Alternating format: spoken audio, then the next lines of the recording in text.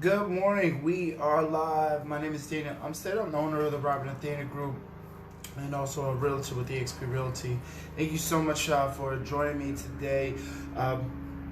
Typically, what we go over here on this channel is motivation, resume writing, and real estate tips. So if this is your first time joining us, thank you so much. There should be a little button here that says subscribe. Be sure to hit that if you are watching via YouTube. But if you are joining via Facebook Live, thank you so much and welcome. So for the past, including today, for the past 9 days, I've been going over the Pareto principle. The Pareto principle is the rule suggests that 20% of your activities will account for 80% of your results. So anything that you think that you're doing, whether you're spending an hour or like, man, I spent all day on that project, I know it's going to produce something. Well, technically, only 20% of your efforts actually produce the 80% of results that you're looking for. So, and I know what you're thinking, like, what? That's impossible. Well, feel free to search it on your own, as I highly recommend everybody to do. In addition, the other thing is that, or you can check out my past videos. We are on day nine, which is an amazing feeling, especially just going this long and so much being attached to the Pareto principle that, you think about like, wow, I really didn't realize that this could be expanded about or even so much be explained in so many different ways. But that itself should be showing its significance in regards to like, wow, this is something to look into. So with that being said, today, I've always been talking about the individual themselves. I've always been talking about you yourself, and increasing your numbers, increasing your goals. And for the most part, everybody should be, not even so much just one person. I don't care what field you're in.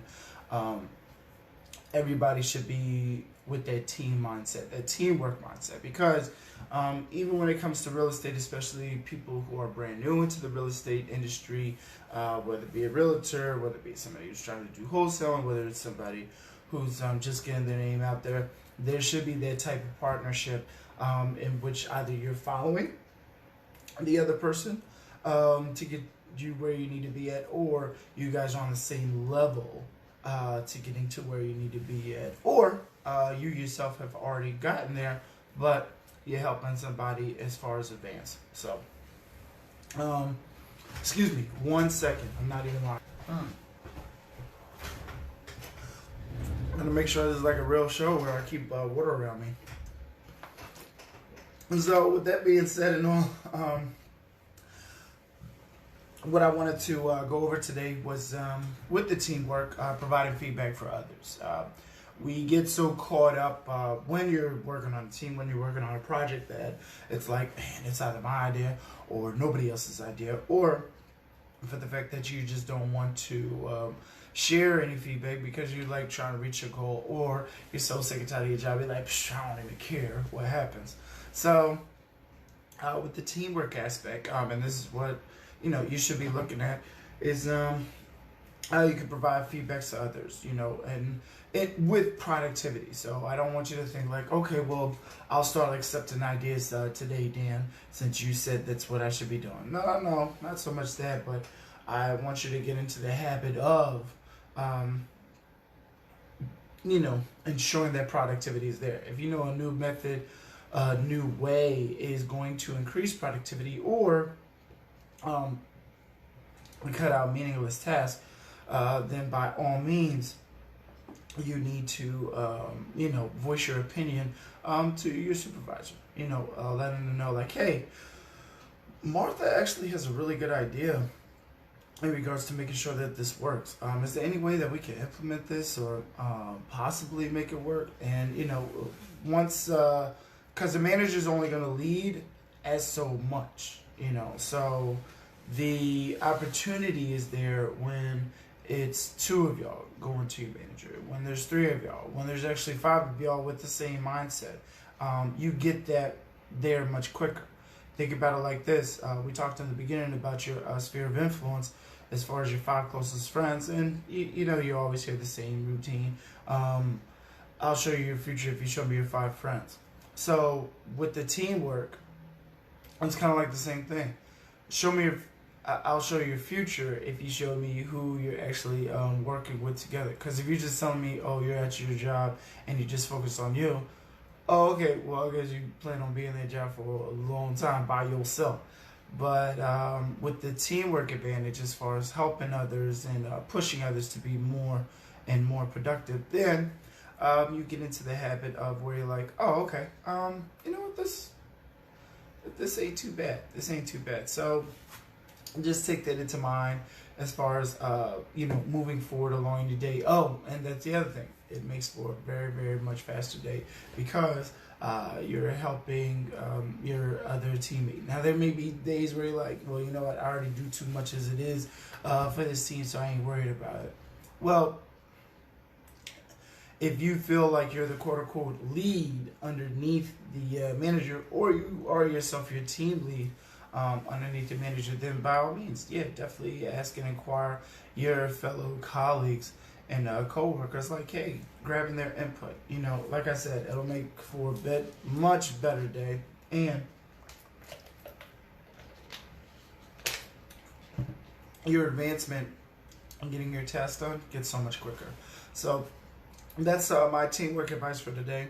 For the resume writing tip, I keep forgetting to put these notifications on. My apologies, folks. There we go. All right, cool. I'm glad the camera didn't break or anything like that.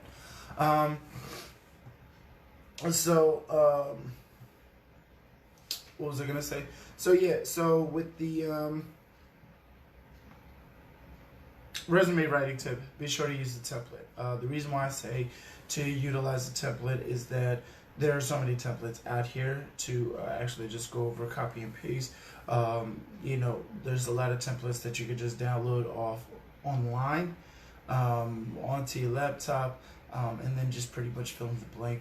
So as far as the beginning point, especially if you just, honestly, not everybody has $49, or might everybody not look at the value of utilizing somebody myself for the $49. So if that be the case, just be sure to actually utilize the template in order to put your basic structure on there. Because I see 9 times out of 10, mostly the resumes that I come across are the ones without the template that I just immediately skip over. So to give yourself some consideration in regards to trying to move forward in the next step with the applicant tracking process, highly, highly recommend grabbing a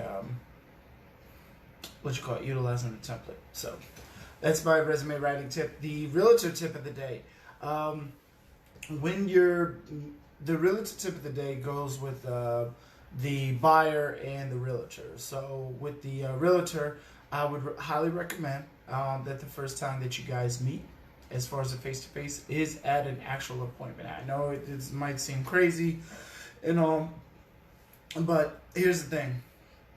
Imagine if all your first meetup appointments are at a property. Imagine how many of them would close just from your initial meeting at the property. We talked about this 80-20 rule, right?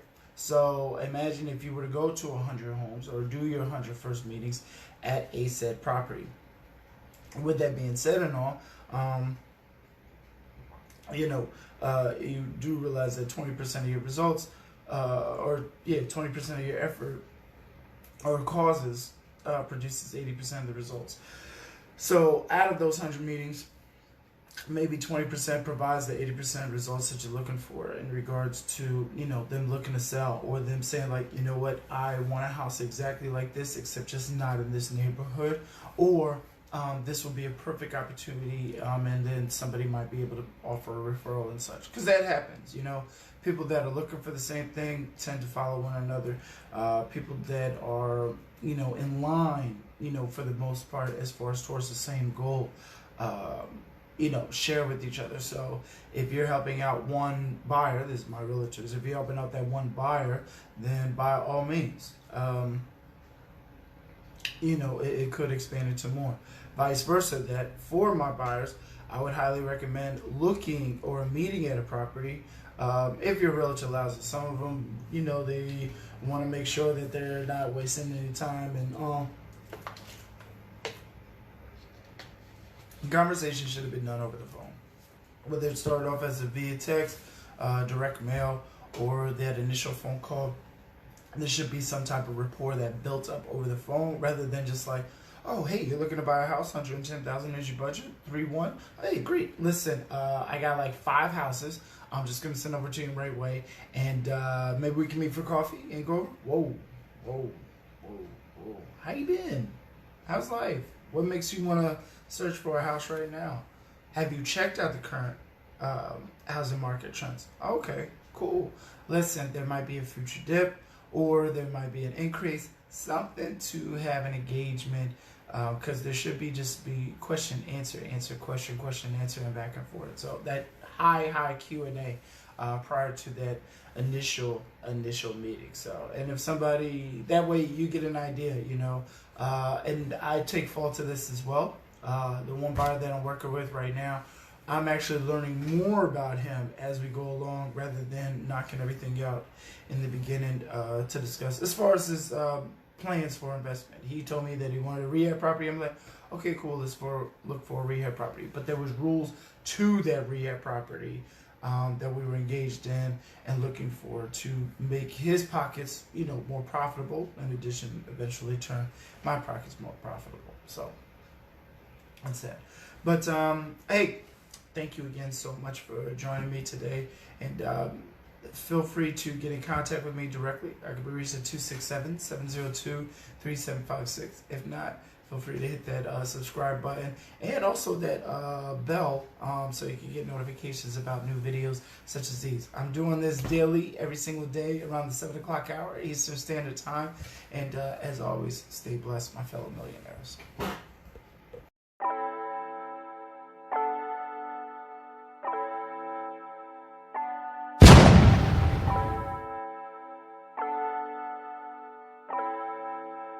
Fleslet on the beat.